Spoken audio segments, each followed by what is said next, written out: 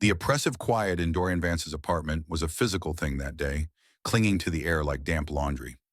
Not literally raining, of course, but the silence felt soaked, dense, forcing him to push through it just to navigate from one room to another. Ever feel a silence so heavy it suffocates you, making every breath a careful maneuver around unseen wreckage? A jacket, a man's jacket, not his, hung by the entry. It should have been a stark warning, yet Dorian dismissed it. Questioning had become a forgotten art, a muscle atrophied from disuse. He simply swallowed the familiar lump in his throat, silently hanging his own umbrella beside the unfamiliar garment. Not a word was uttered. His wife Vivienne Thorne was in the kitchen, a tuneless hum escaping her lips, a stark contrast to the room's somber atmosphere. Perhaps that incongruity was the sharpest sting, her casual humming amidst their unspoken decay. Dorian retreated to the bathroom, sinking onto the closed toilet seat in the unlit room, desperate for breath. No tears, no thoughts, just the raw need to inhale. He didn't even flick on the fan, unwilling to risk Vivienne hearing anything, unwilling to craft another lie about being okay. That's when it seeped through the closed door. Vivienne's voice, muffled but distinct from the hallway. At first he assumed she was talking to herself, a habit she sometimes had. Then came the subtle shift, a softening of her tone, a quiet intimacy that chilled him. She was on the phone. He wasn't deliberately listening, genuinely not. But some words once heard become an indelible scar.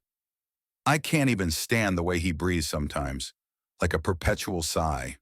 It's always, "Are you all right?" Or, "Did I upset you?" It's utterly draining. She let out a small, bitter laugh. Honestly, if I have to hear him narrate one more mundane action, "I'm putting the kettle on, my dear," as if I'd asked, "I swear, I'll scream." A sharp gasp caught in Dorian's chest. He had uttered that exact phrase less than 30 minutes prior, a desperate attempt at connection, at filling the void. She loathed it. She loathed him. Vivienne continued, her voice dropping lower. "I don't know. I just wish he'd leave. Just vanish for a while.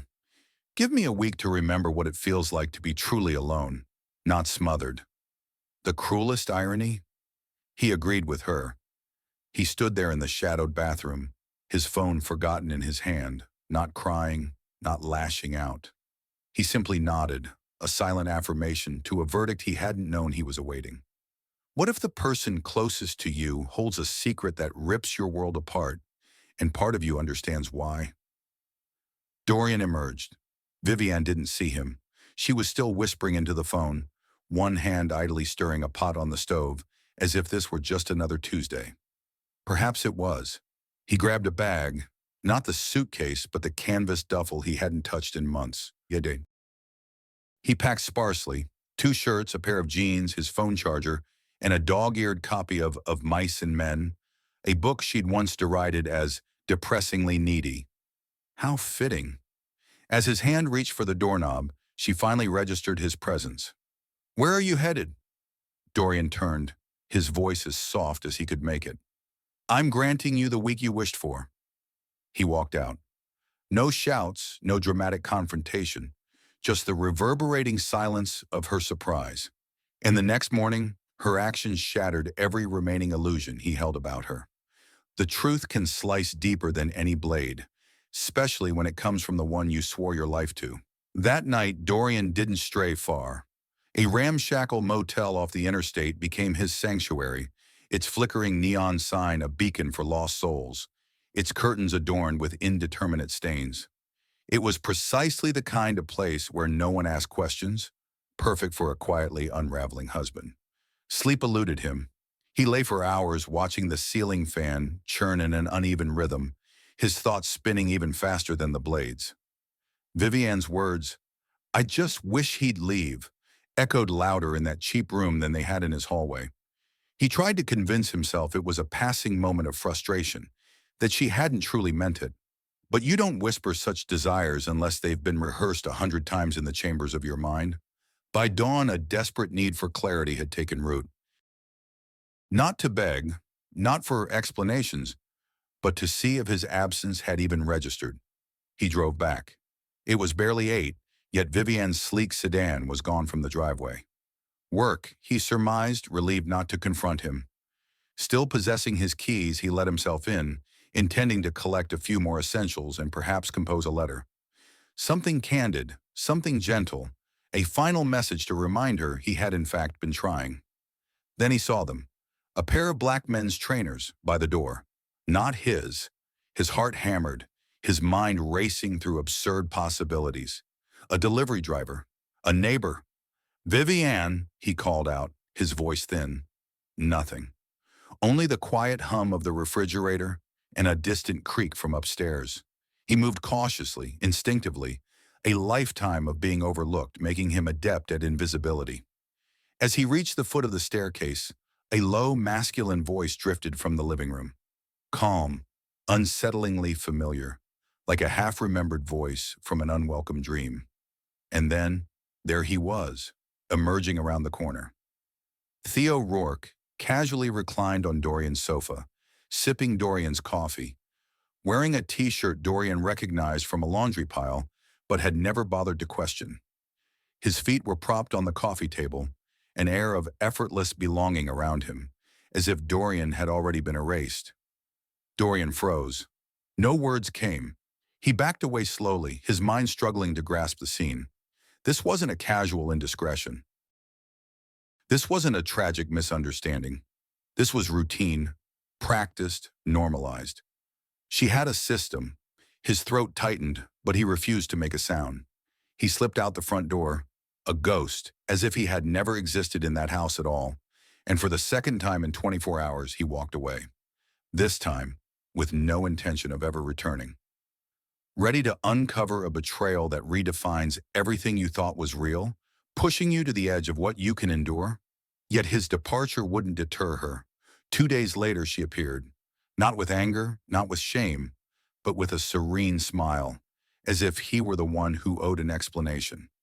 It was a Saturday morning, the sky a blanket of overcast gray. Dorian had found refuge at his old friend Harris Noble's place, a friendship forged years ago over terrible vending machine coffee at a recycling plant. Harris's late-night text had been succinct. "Sure, man, door's unlocked. Just don't snore." It was minimal hospitality, yet more than Dorian had expected from anyone. He sat on Harris's back porch, still in the same hoodie he'd worn for 3 days, nursing stale coffee, pondering the allure of complete vanishing. Not in a dramatic, dark way, but simply to disappear, to unplug, to erase himself from a life that clearly no longer had room for him. Then a knock, not urgent, but polite, soft, like someone announcing their presence at a library. Dorian walked through the kitchen and opened the door. There stood Vivian, his wife, in a powder blue sweater she always claimed made her look too wholesome. One hand held a brown paper bag, the other balanced a plastic coffee tray, as if delivering breakfast to an acquaintance. "Hi," she said, utterly composed, as if she wasn't standing on the threshold of the world she had just shattered. Dorian simply stared. "I brought you muffins," she added, as if that clarified anything. "And coffee.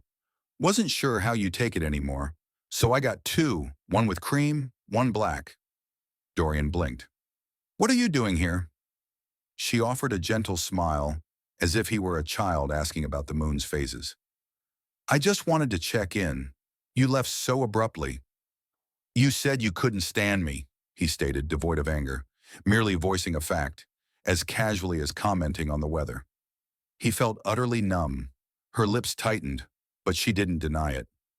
She set the muffin bag on the porch railing, as though for a casual picnic. "I didn't mean it like that."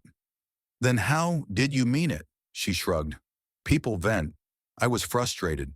You overanalyze everything. You breathe like something's always wrong. It gets heavy. Then why are you here?"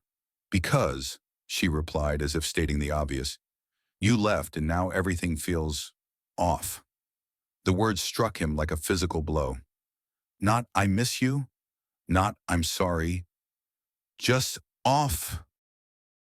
Why does calm, casual interaction sometimes hurt more than any explosion of anger or accusation? "I saw him," Dorian said quietly. In our house, drinking my coffee. She didn't flinch. She didn't even feign surprise. So you came back, she noted, not a question, but a statement, confirming her timeline. I figured you might. There was no panic, no apology, no embarrassment, just an eerie calm, as if he were the only one experiencing any emotion. She picked up her bag, handed him a coffee he hadn't asked for, and said, "Let me know when you're ready to talk like adults." Then she got into her car and drove away. Dorian stood there, clutching a cup he had no intention of drinking, watching her taillights fade into the gray morning. What truly shattered Dorian wasn't her having someone else. It was her utter lack of concealment, her complete absence of guilt or shame, just muffins and a chillingly delivered form of closure. But what he discovered inside the bag she left behind, that was a revelation he would never forget. He didn't know why he opened the bag. Perhaps he hoped for a note, a secret message, or maybe some deep-seated part of him clung to the fantasy that she still cared, something to contradict her detached demeanor on Harris's porch. But there was no note and no muffins either. The bag contained a single item, a list folded precisely into thirds, crisp and deliberate. It wasn't handwritten, wasn't. It was typed, double-spaced, printed in soft gray ink on thick, substantial paper. The title at the top read, "Things we need to discuss if we're going to continue." That final word, continue, landed like a physical blow. Not rebuild, not heal, just continue like a tedious, ongoing chore. Dorian sat at Harris's kitchen table, unfolded the paper, and began to read. The list featured bullet points, meticulously numbered. Communication boundaries. Your constant narration is excessive. I require more periods of silence. Emotional reliance. I am not your therapist. Seek alternative counsel for your anxieties. Physical proximity. Separate sleeping arrangements may be beneficial should we proceed. Social life. My weekends require autonomy for engagement with friends, without obligatory explanation. My friend Theo. Yes, your suspicions are correct, but this does not necessitate dissolution if we redefine parameters. Presentation. Kindly consider attire indicative of someone who has not relinquished self-care. Dorian stopped halfway through, staring at the paper, his hands trembling, his stomach coiling into a tight knot. She had composed this like a manager conducting a mid-year performance review, as if he were an underperforming employee. She wasn't quite ready to terminate, but certainly not to promote. He wanted to scream. He wanted to tear the paper to shreds and drive to her workplace, demanding to know who crafts such a document for someone they supposedly love. Instead, he simply folded it back up, slid it into the bag, and stared out the kitchen window for what felt like an hour. My hands trembled as I read the ultimate guide to my own dismissal, a bullet-pointed critique of my very being. Harris eventually walked in, spotting the untouched coffee cup. "She dropped that off?" he asked, nodding towards the bag. "Yeah," Dorian replied. Harris didn't press for details, just let out a long, low whistle and muttered, "Cold." Then he returned to the television, as if Dorian hadn't just received a line-by-line assessment of his deficiencies. That night, Dorian lay awake, fixated on the last item. Not the bullet points, but the final sentence at the bottom, printed in bold. "Let me know if you want to set boundaries and move toward a healthier dynamic." A healthier dynamic. As if he had been poisoning her with his affection. As if her coldness and infidelity were balanced responses to his innocent query about evening tea. And yet, he considered it. He genuinely sat there at 2:37 a.m., wondering if perhaps he was indeed too much. If he stopped asking about her day, if he stopped trying to make her laugh, if he simply let her weekends be hers. But then came the guilt, not for her, but for himself, for even allowing his mind to entertain such a monstrous rationalization. Sleep remained elusive. At dawn, he checked his phone and saw a new message from an unknown number. "Just tell me if he saw the list. We can move forward if he gets it." It wasn't intended for him, but it was about him. And now he finally knew. She wasn't merely rewriting the rules. She was orchestrating his complete removal from her life. What if a single mistaken text message uncovers years of hidden plans, shattering your perception of reality. The message haunted him. Just tell me if he saw the list, sent to his number by mistake from an unsaved contact. He didn't need to guess the sender. He read it a dozen times before blocking the number, but that didn't quiet the hornets buzzing in his head. What else had they discussed behind his back? How long had this whole charade been planned? How many of his worst fears were, in fact, orchestrated realities? So Dorian made a decision he would later acknowledge as less than stellar, but one he couldn't avoid. He went to see Theo Rourke. He'd met Theo a handful of times. Theo always struck him as the kind of man who never truly listened, always glancing at his phone, grinning as if anticipating the next joke. Vivian had introduced him as an old college friend, which had always felt like code for someone who'd once had a chance and never fully relinquished the fantasy. Dorian had ignored his gut because he trusted her. Theo worked at a minimalist furniture showroom downtown. Glass walls, avant-garde chairs, absurdly expensive lamps shaped like floating orbs. Dorian arrived just past noon, without calling ahead, denying Theo the chance to disappear. Theo was alone behind the sleek front desk, tapping on a tablet. When he looked up and saw Dorian, his expression didn't betray guilt, not even surprise.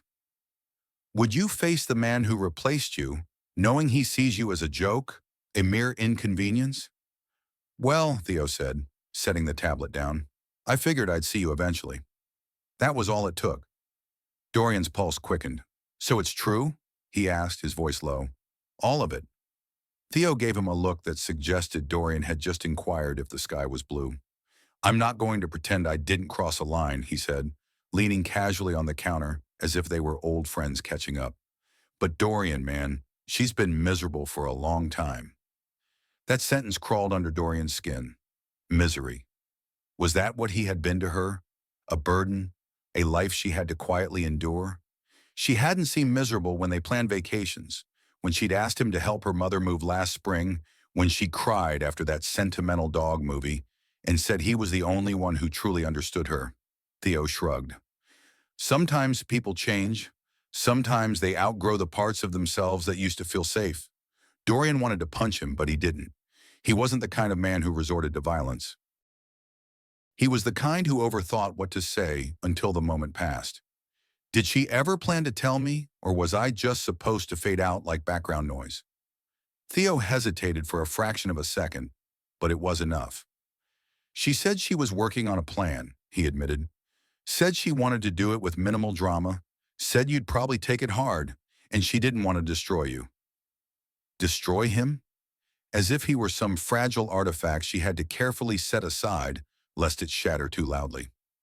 She left a list, Theo, a bullet point breakdown of how I could be more tolerable if I agreed to stick around and play the part of the unloved husband quietly. She had the audacity to print it out and bring it with muffins. Theo actually chuckled. Yeah, that part was weird. That's when Dorian realized Theo didn't view him as a threat. He saw him as a joke, an awkward, unfortunate relic, like an outdated piece of furniture Vivian needed help discarding. Dorian turned to leave, already regretting his visit. But before he reached the door, Theo called out, You should talk to her. She's not as cold as you think. Dorian didn't respond. Cold doesn't write lists. Cold doesn't bring muffins. Cold replaces you before you even realize you've gone missing. This changed my understanding of betrayal in 30 seconds. And yet, hours later, Dorian found himself dialing her number. Not because he wanted her back, but because he finally needed to hear her say aloud why he no longer mattered. What she said next caught him completely off guard. He had rehearsed his opening lines 100 times, even typing them into his notes app like a prepared speech, something calm, perhaps a touch poetic. He wanted her to understand the depth of his brokenness without giving her the satisfaction of watching him fall apart. But when the line connected and her voice came through, none of it emerged as planned. All he managed was, Can we talk? Her reply, I've been waiting for you to say that. Just when you think you know the whole story, she drops a bombshell that makes you question everything. They met at a neutral cafe near the university where she once taught night classes, before claiming it became too draining. Dorian arrived early, as always, selecting a corner table away from the windows, away from the ambient noise. She arrived precisely on time, not a minute early, not a second late. Her coat was immaculate, her hair pinned back, as if for a job interview, not a confrontation with the man she had emotionally gutted. She sat down wordlessly, placing her phone face down on the table. A new habit. She used to check it constantly, even during meals. Dorian opened his mouth, but she preempted him. I know this looks bad, but I need you to hear something before you explode. He wasn't planning to explode. He was planning to ask why. Why he wasn't enough. Why she needed someone else. Why she stayed when she had already mentally packed and moved out. Instead, he simply nodded. She leaned forward. I didn't cheat on you, Dorian. Not the way you think. Theo and we talked a lot, but nothing physical happened until after you left. Dorian was speechless. The notion that his absence was the green light for her infidelity made his skin crawl.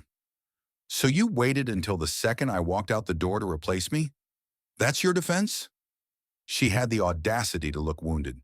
You left, Dorian. You didn't even ask me anything. You just disappeared and expected me to chase you, like you were testing me. No, Dorian said, heat finally rising in his chest. I expected you to notice. I expected you to wonder why your husband couldn't bear to be in the house with you anymore. I expected you to feel something. She looked down into her coffee, as if it held the answers. I felt relief, she whispered.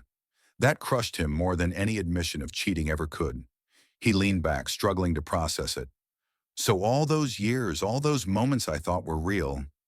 They were real, she interrupted, but they stopped being real a long time ago, and you refused to see it.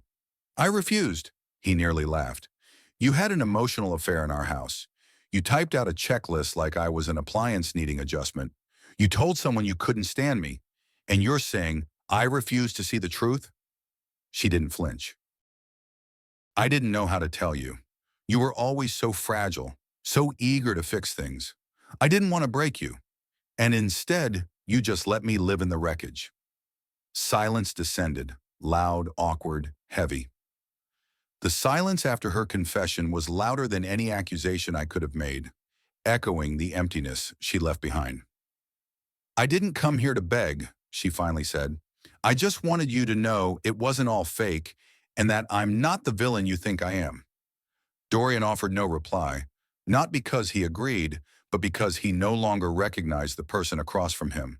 He stood, nodded, and said, I hope you find what you're looking for. Before he turned to leave, she delivered one last line. Theo moved out last night. He said, I need to figure myself out alone. That stunned Dorian for a second, but he didn't let it show. He kept walking. Because sometimes the most powerful act isn't to scream or cry or demand closure. It's to let someone sit in the silence they created without you there to fill it. A week drifted by after that cafe conversation. Dorian hadn't blocked Vivian, but they didn't speak again. She stopped trying. He suspected they had both silently agreed to pretend the other had already moved on. Harris offered to let him stay indefinitely, his form of support usually involving a shared beer and lowering the TV volume during sappy commercials. It helped more than Harris would ever know. But just as Dorian began to think the worst had passed, something arrived. It was a plain white envelope, devoid of a return address. The handwriting on the front was unmistakably Vivian's, her distinctive all-caps printing, like instructions for a machine. Dorian hesitated, part of him wanting to toss it into the trash to be done. But curiosity, a cruel, quiet thing, doesn't scream. It whispers. So he opened it. There was no greeting, no, Dear Dorian, just a single page typed. Because of course it was. Vivian didn't believe in handwritten emotion. She preferred neat lines and clean fonts, sterile communication devoid of messy feelings. But this letter wasn't a checklist. It was something else entirely, a confession wrapped in denial. What I'm about to show you, her words, are banned in 12 countries for their audacity. She wrote that she had consulted a therapist since their separation, and that the word narcissist had been mentioned, though not in reference to him. She confessed that a part of her identity had been tethered to being the strong one, the independent one, the clever one, and that over time, Dorian had become a mirror reflecting everything she resented about her own perceived emotional weakness. She stated that Theo was never about love, but about rebellion, about proving to herself that she wasn't as gentle as Dorian made her feel. With him, she wrote, she always felt watched, not in a controlling way, but in a witnessed way. I couldn't hide, she said, and I didn't want to be seen that deeply anymore. Dorian read the page 5 times, each reading unraveling a different version of himself. This wasn't a love letter. It wasn't even an apology. It was a document of avoidance, a woman attempting to reframe her betrayal as self-preservation. But buried near the end, one line struck him with chilling force. If you had just gotten angry sooner, she wrote, maybe I would have respected you more. That stopped him cold. Anger was something he had diligently avoided his entire life. Raised by a father who transmuted every disappointment into a shouting match and a mother who walked on eggshells for decades, Dorian had vowed never to become him. He swore he would always remain calm, measured, thoughtful. Yet here she was, implying that his kindness, his refusal to yell, had rendered him unworthy of respect. She told me my kindness was my biggest flaw. This is what I did next, something I never thought possible. He didn't know whether to laugh or scream. He folded the letter, slid it back into the envelope, and burned it in Harris's backyard fire pit that night. Not out of rage, but because he refused to let that final line etch itself into his memory. He wouldn't allow her to rewrite his narrative. He wasn't broken because he was gentle. He wasn't weak because he chose silence over fists. He didn't reply. She didn't write again. But the strangest part came the next morning. Harris found something on the porch that neither of them expected, and it wasn't from her. It was from someone else entirely. Someone who had been watching quietly from the sidelines. And what they told Dorian would flip his entire story upside down. In 7 days, your life will change when you realize this truth. When Harris handed Dorian the envelope that morning, he held it gingerly between 2 fingers, as if it might detonate. Some woman dropped this off about 10 minutes ago, Harris said. Didn't give her name. Just asked if you were the quiet guy with the sad eyes. I told her, yeah, sorry.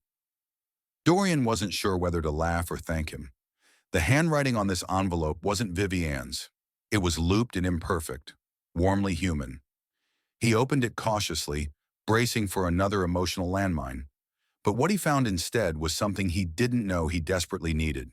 It was from Miriam Sterling, Vivian's younger sister. They had barely spoken in years. Dorian had always assumed she found him as dull as most people did. But her letter painted a different picture. She wrote that she had known something was amiss between him and Vivian for a long time, that she had witnessed his unwavering presence, not loudly, but consistently.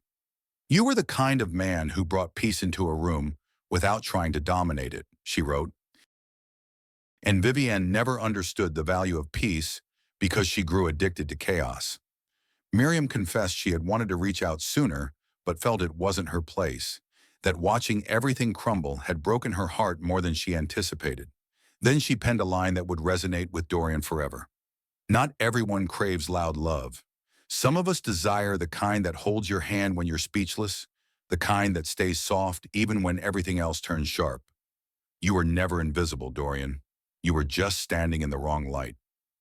Dorian sat on the porch, the letter in his lap, for a long, reflective time. And for the first time in weeks, he didn't feel like a broken man. He felt seen. That night, he texted Miriam a simple thank you. She replied almost instantly, "Let's grab coffee. No lists, just people." They met 2 days later. Nothing romantic, no hidden agenda, just two people finally being honest with each other about truths no one else had the courage to voice. It was the most peaceful conversation Dorian had experienced in years. A single letter, unexpectedly, brought me back from the brink, showing me my true worth. Months have since passed. Dorian has moved into his own place, a small upstairs apartment with a slanted ceiling and a view of the train tracks. Every morning he wakes up and makes tea, not out of obligation, but because he loves the aroma. He started painting again. Badly, but it doesn't matter. And Miriam, she's still around. She doesn't try to fix him. She doesn't ask him to be louder. She simply listens. And sometimes that's all you truly need. Vivian tried to reach out again. Another letter, this time handwritten. He didn't read it. Because when someone finally teaches you how it feels to be genuinely heard, you stop craving the voice that once drowned you. So yes, Dorian walked away. But in doing so, he walked towards something he hadn't felt in a very long time. Peace, self-worth, possibility. And he believes that is the true ending here. Not revenge, not bitterness, but quiet, earned peace. This is the unexpected beauty of letting go, finding freedom in what looked like loss.